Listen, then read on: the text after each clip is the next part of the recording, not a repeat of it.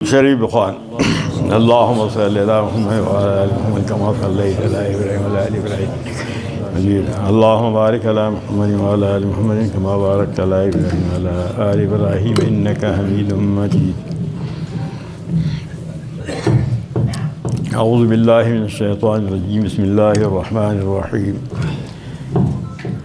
قل أعوذ برب الفلق من شر ما خلق ومن شر غاسق إذا وقب ومن شر النفاثات في العقد ومن شر حاسد إذا حسد. بسم الله الرحمن الرحيم. قل أعوذ برب الناس ملك الناس إله الناس من شر الوسواس الخناس الذي يوسوس في صدور الناس من الجنة والناس. صدقت ربنا وبلغت رسلك ونحن على ذلك من الشاهدين. اللهم اجعلنا من الشهداء الحق القائمين بالقسط. آپ میرے ساتھ آپ میرے ساتھ آپ چائے نا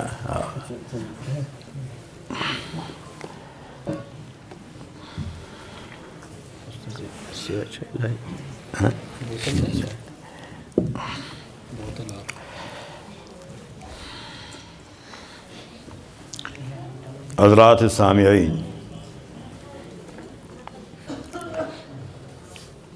قرآن کریم کہ آخری دو صورتیں ہیں جن کو معوذتین کہا جاتا ہے آپ کے سامنے پڑھی گئی، اور یہ تقریب ان طلباء کرام کے بارے میں منعقد کی گئی ہے کہ جنہوں نے قرآن کریم کے 30 پارے کو ترجمہ و تفسیر کے ساتھ پڑھ لیا ہے۔ مفسر قرآن حضرت مولانا عبدالبصیر صاحب نے آپ حضرات کو پڑھایا، آپ نے پڑھ لیا۔ دونوں سعادت مند ہے، پڑھانے والے اور پڑھنے والے۔ قرآن کے سننے سنانے والے یہ سارے سعادت مند لوگ ہیں، اللہ کے نزدیک یہ اچھے لوگ شمار ہوتے ہیں۔ اللہ تعالیٰ اس ادارہ کو مزید ترقی عطا فرمائے، جتنی ان کی خدمتیں ہیں ان کو قبول فرمائے اور مزید خدمت کرنے کی توفیق دے۔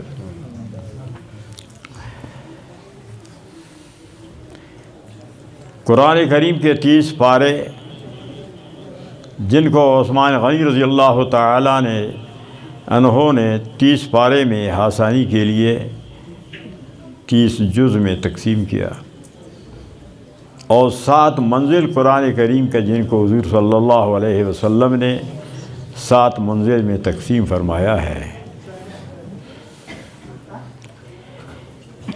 114 صورتیں ہیں جن میں سے 30 مدنی، 84 مکی صورتیں، 558 رکوع ہے قرآن کریم کی، 6666 آیتیں ہیں، 3,23,671 حروف ہے قرآن کریم، جن کو آپ حضرات نے پڑھ لیا اپنے استاد سے۔ تو آج یہ 2 صورتیں آخری صورتیں ہیں، اختتامی صورتیں ہیں۔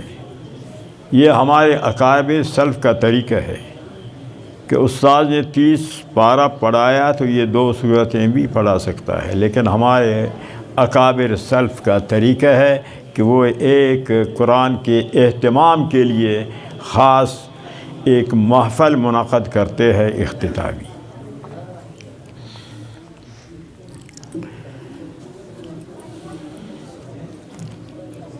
ان 2 صورتوں کے شان نزول اور ان صورتوں کا ماقبل کے ساتھ ربط، ایک ربط اس کا سورہ اخلاص کے ساتھ ہے کہ جس میں اللہ تعالیٰ کی وحدانیت کو بیان کیا گیا ہے کہ اللہ تعالیٰ ایک ہے، اللہ کے ساتھ کوئی شریک نہیں۔ تو اس وحدانیت کے راستے میں شیطان رکاوٹ ڈالتا ہے، تو اس رکاوٹ کو دور کرنے کے لیے، اس رکاوٹ سے حفاظت کے لیے اللہ تعالیٰ نے ان 2 سورتوں کو نازل فرمایا کہ ان کے پڑھنے سے شیطان کے اس رکاوٹ سے تمہیں تحفظ حاصل ہوگا۔ یہ ایک ربط۔ دوسرا ربط قرآن کریم کے آخر کا اول کے ساتھ، ان سورتوں کا ابتدائی سورت کے ساتھ، سورہ فاتحہ کے ساتھ۔ قرآن کریم کی یہ عادت الہی ہے کہ جس موضوع سے اللہ تعالیٰ قرآن کو شروع فرماتے ہیں، موضوع کو جس طریقے سے شروع فرماتے ہیں اسی پر اس کا اختتام فرماتے ہیں۔ تو سورہ فاتحہ میں 3 چیزیں اللہ نے بیان فرمایا: الحمدللہ رب العالمین، الرحمن الرحیم، مالک یوم الدین، ایاک نعبد و ایاک اہدنا الصراط۔ تو 3 چیزیں ابتدا میں اللہ نے ذکر کیا: اللہ، رب، مالک، کہ اللہ تعالیٰ خالق ہے، پیدا کرنے والا ہے۔ پیدا کرنے کے بعد اللہ تعالیٰ مربی ہے، تربیت کرتا ہے اپنے مخلوق کا۔ اور تیسرا بادشاہت، مالک یوم الدین، اللہ تعالیٰ ہی کے لیے حکومت، بادشاہی۔ تو انہی کلمات پر قرآن کریم کو ختم فرمایا۔ قل اعوذ برب الناس، رب کا ذکر آ گیا، جیسے کہ وہاں رب العالمین۔ ملک الناس، وہاں بھی مالک یوم الدین۔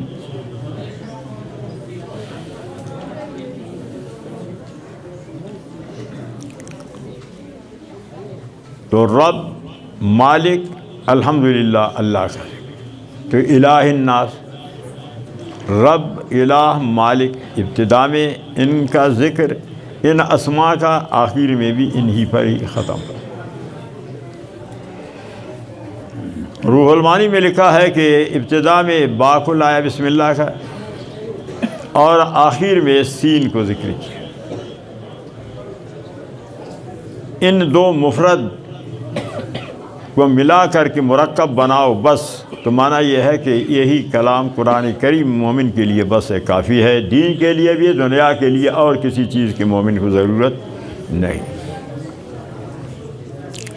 تو اس طرح آخر کا ابتدا کے ساتھ ربط۔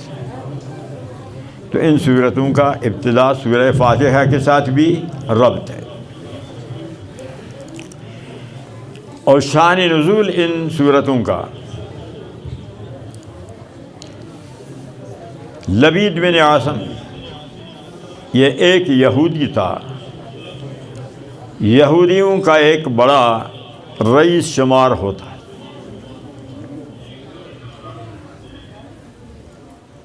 اور ایک غلام تھا یہودی، نبی علیہ السلام کی خدمت کرتے تھے۔ لبید بن عاصم اس یہودی لڑکے سے نبی علیہ السلام کے بالوں کے، جو کنگھی کے وقت بال نکلتے ہیں کنگھی میں، ان کو حاصل کیا، اور آپ صلی اللہ علیہ وسلم کی کنگھی کے جو دانت ہے وہ بھی حاصل کیا۔ تو 11 دانت میں 11 گرہ لگایا۔ پھر اس کو یہ کھجور کا جو ابتداءً خوشہ نکلتا ہے اس کا ڈبہ، اس میں بند کیا۔ بیرسی اروان ایک کنواں تھا، اس کے اندر پتھر کے نیچے اس کو رکھا۔ یہ جادو کیا تو نبی علیہ السلام پر اس کا اثر بھی ہو گیا۔ آپ کو نسیان ہوتا تھا کہ کسی کام کو کیا بھول گئے کہ میں نے نہیں کیا ہے، جس کو نہ کیا ہو بھول گیا کہ میں نے کیا ہے۔ تو یہ اثر 6 مہینے تک، ایک روایت 1 سال کا بھی ہے کہ یہ اثر رہا، جادو کا اثر ہوتا ہے۔ تو اس اثر کو دور کرنے کے لیے اللہ تعالیٰ نے ان دونوں سورتوں کو نازل فرمایا۔ ان دونوں صورتوں کے 11 آیتیں ہیں۔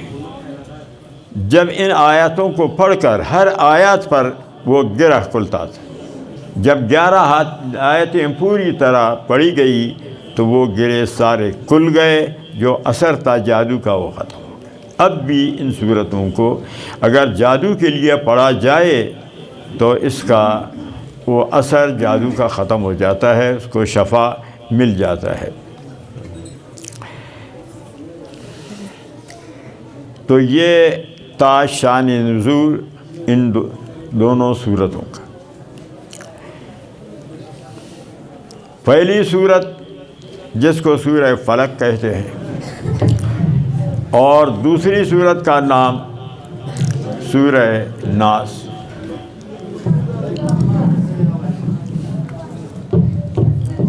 پہلی صورت میں مستعاذ بھی اللہ تعالیٰ کا نام ایک جگہ ذکر ہے، اور مستعاذ منہ 3 چیزیں ہیں۔ دوسری صورت میں مستعاذ بھی 3 جگہ ذکر ہے، اور مستعاذ منہ ایک ہے الذی یعصی۔ اس کا وجہ کیوں؟ اس لیے پہلی صورت میں ایک تو کیا تھا، غاسق من شر ما خلق، ایک من شر غاسق من شر غاسق، ایک من شر النفاثات، 2 من شر حاسد اذا، 3۔ مستعاذ منہ 3، مستعاذ بھی کو ایک جگہ ذکر کیا رب الفلق، اس لیے کہ ان 3 چیزوں کا جو شر ہے اس کا تعلق بدن سے ہے، جسم سے ہے، دنیا سے ہے، ظاہر سے ہے، تو اس کا علاج آسان ہے۔ اور دوسری صورت میں جو مستعاذ منہ ہے، ایک ہے مستعاذ بھی کو 3 جگہ ذکر کیا، کیونکہ یہ جو وسوسہ ہے شیطان کا، اس کا اثر باطنی ہے، ظاہری نہیں، اور اس کا نقصان دین و دنیا کا ہے۔ تو دین و دنیا کا، دین و آخرت کا نقصان زیادہ ہے بنسبت دنیا کے نقصان سے۔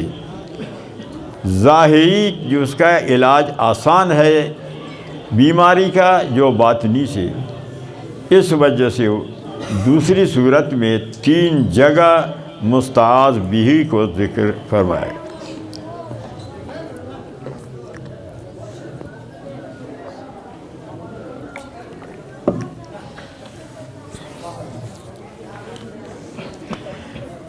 قل اعوذ برب الفلق،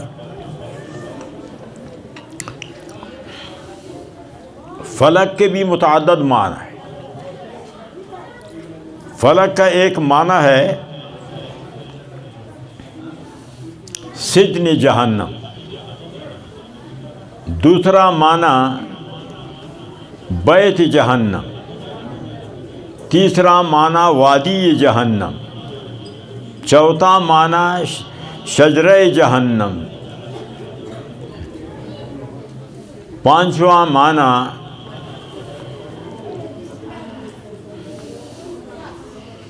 جب الجہنم، کنواں جہنم، 6واں معنی صبح کا ہے۔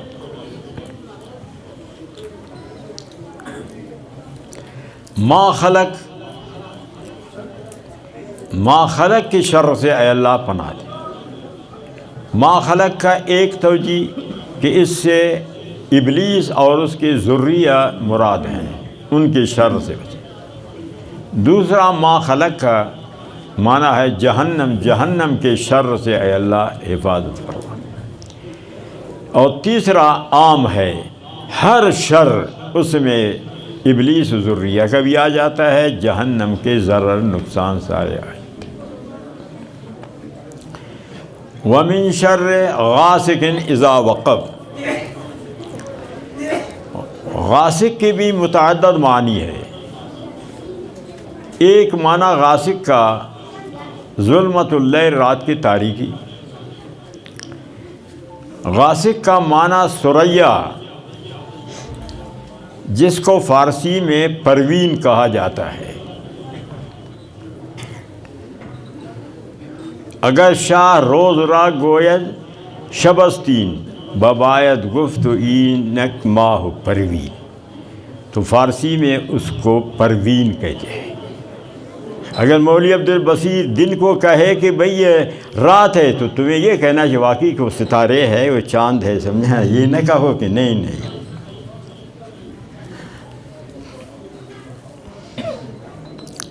تو عربی میں ثریا، فارسی میں پروین، اور اردو میں اس کو جاڑ کہتے ہیں کہ جو اکٹھے جو مجموعہ ہے اس ستاروں کا۔ اور غاسق کا معنی سورج کا ہے، غاسق کا معنی چاند کا ہے، اور غاسق کا معنی سانپ کا بھی ہے۔ یہ سارے غاسق کے معانی آتے۔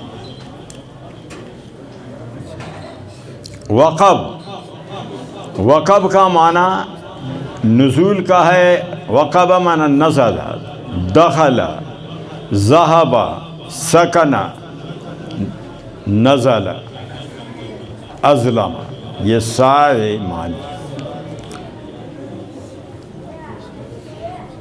جب وقب کا نسبت غاسق کی طرف کیا جائے تو معنی ثریا، تو معنی یہ ہے کہ من شر غائزہ، وقب معنی سقطت۔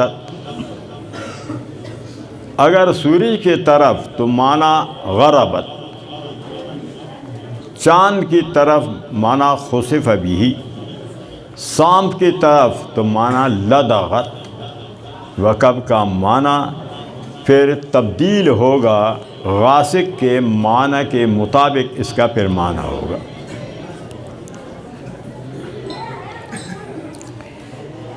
ومن شر النفاثات فی العقد، پونک مارنے والی عورتیں سے جادو کرنے والے عورتوں کے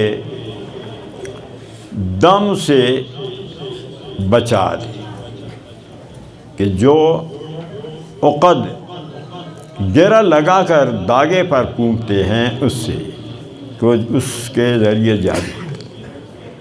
اب سوال یہ ہے کہ یہاں نفاسات مؤنث کا صیغہ ذکر کیا، جادو جو بھی کرے مرد ہو یا عورت ہو تو ناجائز ہے، تو تخصیص کی کیا وجہ ہے؟ ایک جواب یہ ہے کہ لبید اور اس کی بیٹیاں اس سحر میں شریک، اس وجہ سے۔ اور دوسرا جواب کہ زیادہ یہ سحر جادو میں عورتیں مبتلا ہے بنسبت مردوں کے، وہ زیادہ سحر و جادو کرتی ہیں، اس وجہ سے مؤنث کا صیغہ ذکر کیا۔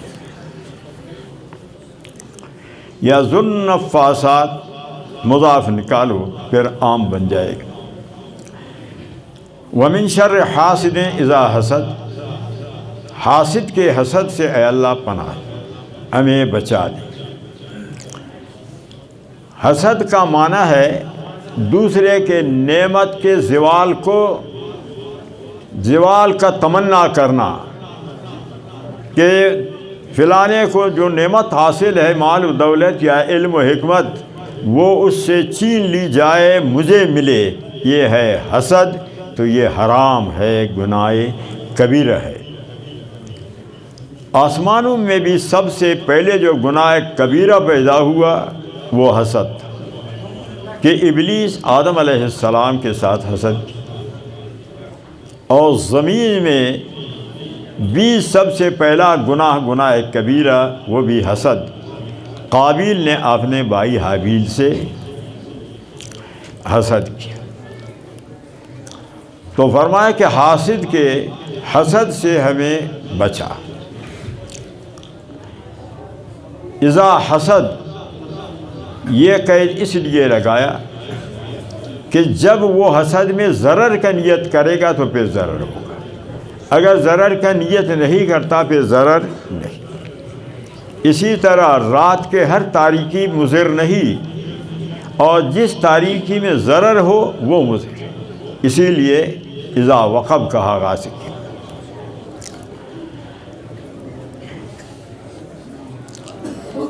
تفسیر قرطبی میں لکھا ہے کہ الحاسد لا ینال فی المجلس الا ندامۃ ولا ینال عند الملائکۃ الا لعنۃ وبغضا ولا ینال فی الخلوۃ الا عجزا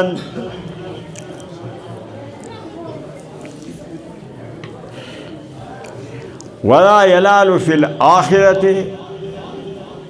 الا بغضا وعجزا ولا ینال عند اللہ الا مقتا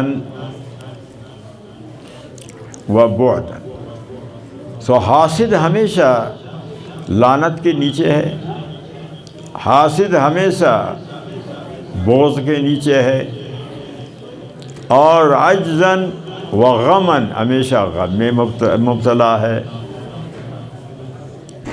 محسود کو نقصان ہو نہ ہو وہ خود مطلب نقصان میں ہمیشہ مبتلا ہے، تو اللہ حاسد کے حسد سے حفاظت فرما۔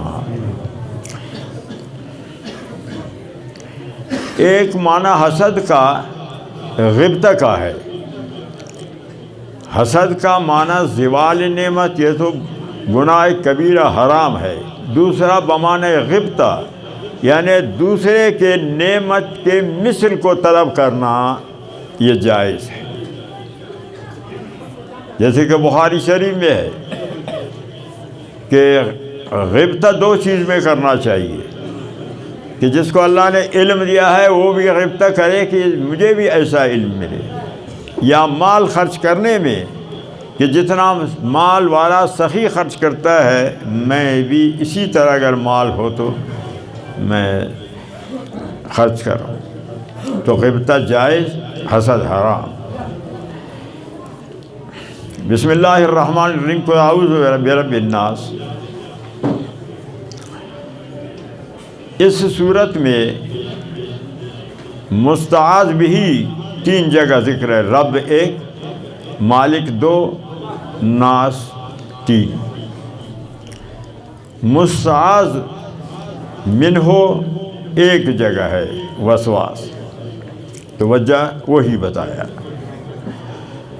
اب یہاں ایک سوال وارد ہوتا ہے، سوال یہ ہے کہ تکرار کے ساتھ یہاں مستعاذ بھی کو کیوں ذکر کیا گیا ہے؟ ایک ہے تکرار تاکید کے لیے، اور دوسرا تکرار تاسیس کے لیے، مختصر معنی کا یہ اصطلاح ہے۔ تاکید میں تو وہی معنی جو مؤکد میں ہے، اسی معنی کو پختہ کرنے کے لیے۔ تاسیس میں ہر ایک کا معنی جدا ہے، اور التاسیس اولا من التاکید، تاسیس تاکید سے افضل و بہتر ہے۔ تو یہاں تاکید ہے یا تاسیس ہے؟ جواب یہ ہے کہ یہ اس میں تاسیس ہے، تاکید نہیں۔ 5 جگہ یہاں ناس کو ذکر کیا ہے، سب کا معنی جدا جدا ہے، علیحدہ ہے۔ رب الناس، پہلے ناس سے بچے مراد ہے، کیونکہ بچے کو تربیت کی ضرورت ہے کہ بچہ بغیر تربیت کے اس کا زندگی مشکل ہے، کہ ماں باپ اس کی تربیت کریں یا بغیر ماں باپ کے اللہ تعالیٰ اس کی تربیت کرے، لیکن تربیت کا محتاج ہے۔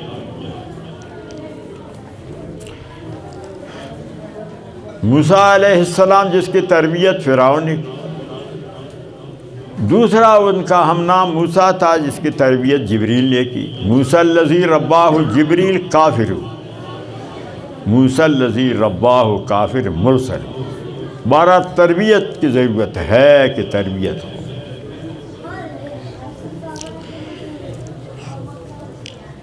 تفسیر کبیر میں لکھا ہے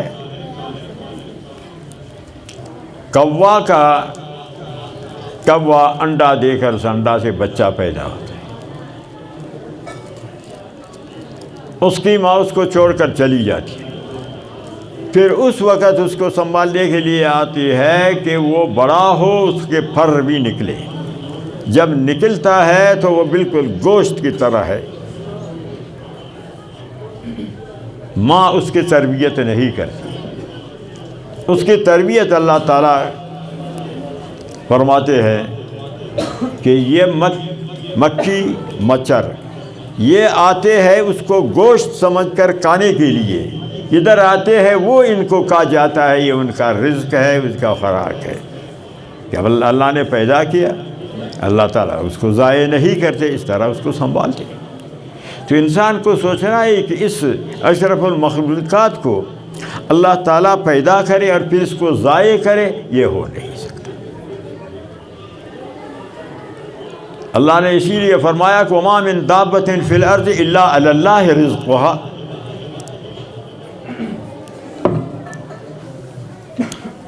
کہ جو بھی جاندار ہے اللہ فرماتے ہیں میں اس کا رزق کا ذمہ دار ہوں، میں اس کو رزق دیتا ہوں۔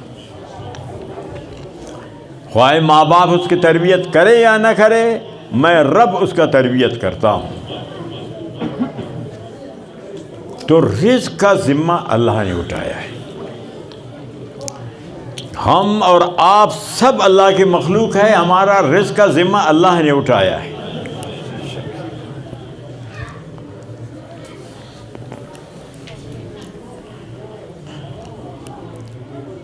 لیکن دین کا جو ہے ذمہ دار علماء ہے، آپ سارے مسلمان۔ رزق کا ذمہ اللہ نے اٹھایا اور رزق دے گا۔ تو بھوک سے کوئی نہیں مرے گا۔ چونٹی کے کیا نوکری ہے، سانپ کے کیا ملازمت ہے، دے پرندوں کی کیا زراعت ہے، وہ بھی تو زندہ ہے، وہ بھی کار ہے۔ اللہ تعالیٰ ان کو ذمہ اٹھایا ہے، دے رہا ہے۔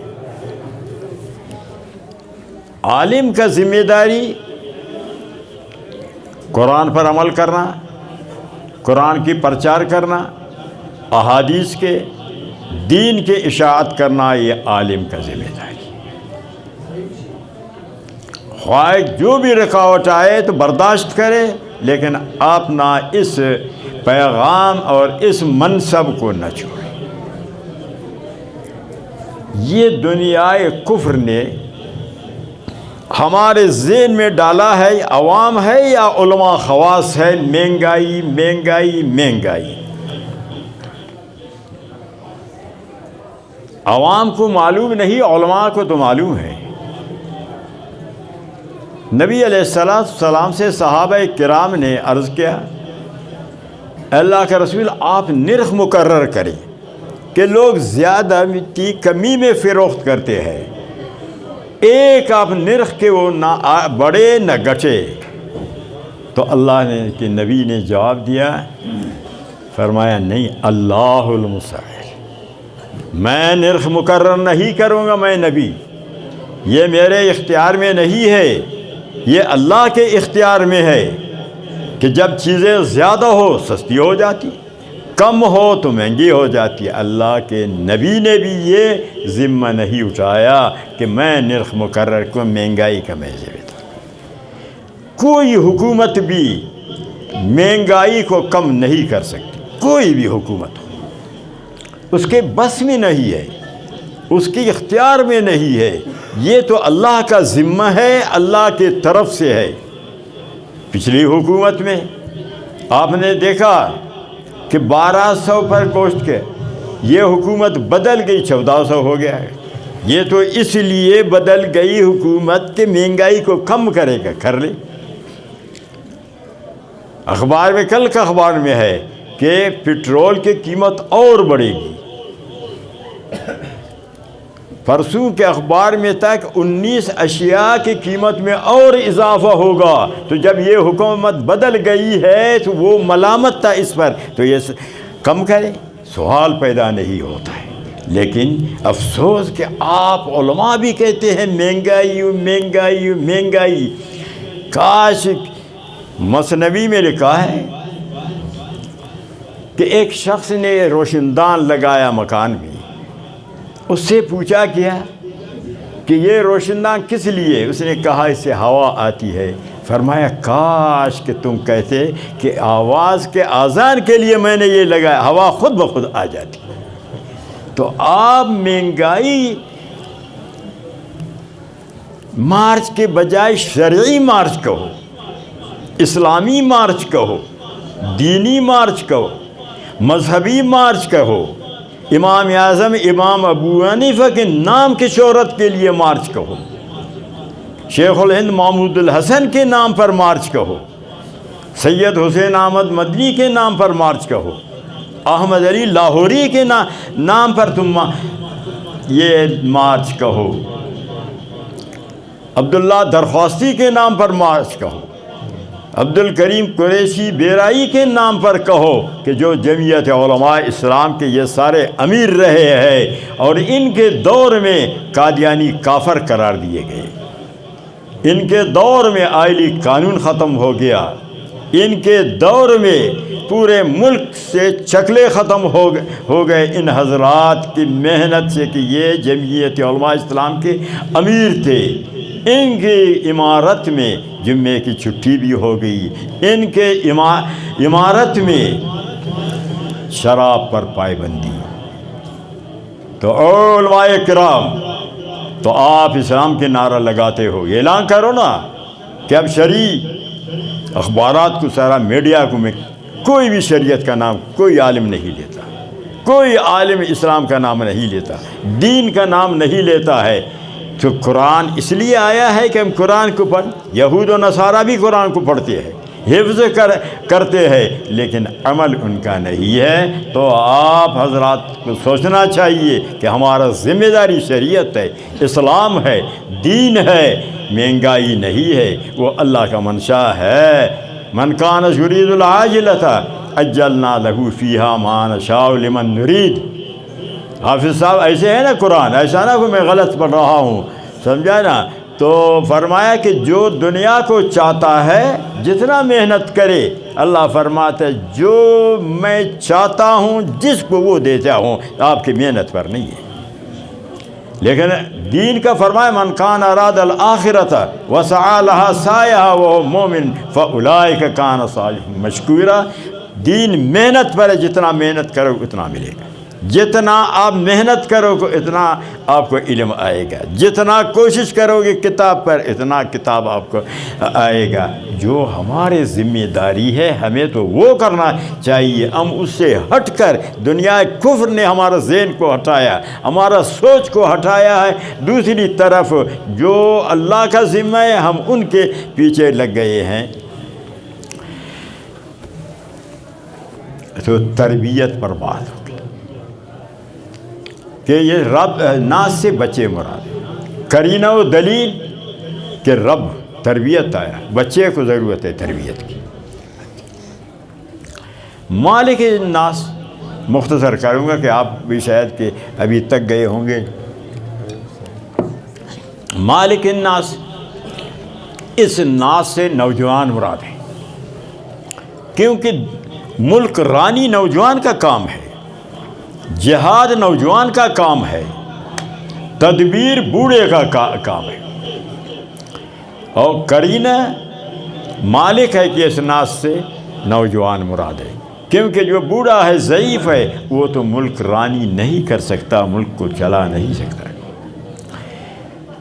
الہ الناس، اس سے بوڑھے مراد ہے، کیونکہ بوڑھے کا جو توجہ ہے وہ دنیا سے منقطع ہو کر کٹ کر کے اللہ کی طرف نگاہ ہوتا ہے، اسی لیے اس ناس سے بوڑھے مراد ہیں۔ تفسیر ابن کثیر میں ہے کہ 40 سال سے جب عمر بڑھ جائے تو اللہ تعالیٰ جذام کی بیماری سے، جنون کے بیماری سے اس کو حفاظت فرماتے ہیں، اور 50 سال عمر ہو پھر ان کے حساب کتاب میں آسانی ہوتی ہے۔ جب 60 سال عمر ہو پھر اللہ تعالیٰ اس کے محبت کو لوگوں کے دل میں ڈالتا ہے۔ جتنا عمر بڑھتا ہے دنیا سے تعلق کٹ جاتا ہے، اللہ کے طرف ہے، پھر اللہ تعالیٰ بوڑھے کے محبت کو انسانوں کی 80 سال جب عمر ہو تو پھر اس کے بعد ان کے گناہیں نہیں لکھی جاتی، نیکیاں لکھی جاتی۔ 90 سال عمر ہو، جو بھی جوانی میں عمل کیا ہے بغیر کرنے کے، 90 سال میں گناہوں سے معصوم ہو جاتا ہے، 90 کے بعد پھر جوانی میں جو عمل کیا ہے بغیر کرنے کے وہ اس کے لیے لکھے جاتے ہیں۔ اس کا جاری ہے، جیسے کہ ایک آدمی عبادت کرتا ہے، جب سفر میں جاتا ہے نوافل ادا نہیں کر سکتا پھر بھی وہ ثواب اس کے لیے لکھا جاتا ہے۔ آپ اقامت کے حالت میں اشراق پڑھتے ہیں، آپ اوابین پڑھتے ہیں، سفر میں نہیں پڑھ سکتے بغیر پڑھنے کے وہ آپ کے لیے لکھے۔ اسی طرح صحت میں آپ نے اعمال کیا، مرض میں نہیں تو وہ آپ کے لیے لکھے جاتے ہیں۔ تو الہ الناس اس سے بوڑھے مراد ہیں۔ الذی یوسوس فی صدور الناس، یہ چوتھے نمبر پر جو ناس ہے اس سے نیک صالح لوگ مراد ہیں، کیونکہ نیک صالح لوگوں کے راستے میں شیطان رکاوٹ ڈالتا ہے، کوشش کر لیتا ہے کہ ان کو راستے سے میں ہٹاؤں، اور والناس آخری جو ہے اس سے مفسد لوگ مراد ہے۔ تو اللہ تعالیٰ آپ حضرات کی اس پڑھنے کو اور آپ کے استاد کے پڑھانے کو قبول فرمائے، اور اس نسبت سے ہمارے اور آپ کے یہاں آنا، جمع ہونا، اکٹھے ہونا، اس کو اللہ تعالیٰ قبول فرمائے، اور یہ سلسلہ کو اللہ تعالیٰ مولانا عبدالبصیر صاحب کا جاری رکھے ہمیشہ کے لیے۔ ان سے اللہ تعالیٰ یہ اپنے کلام کا خدمت لے لے۔ وآخر الدعوان الحمدللہ۔